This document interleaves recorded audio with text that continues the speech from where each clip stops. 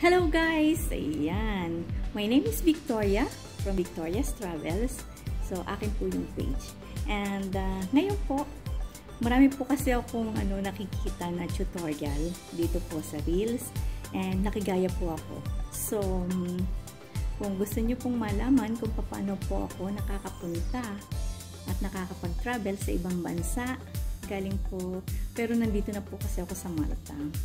So, simulan po natin nung paano po ako nakarating dito sa Malta 11 years ago.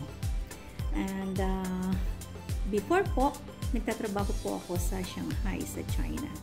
So, ayun po, ang kauna-unahan kong travel.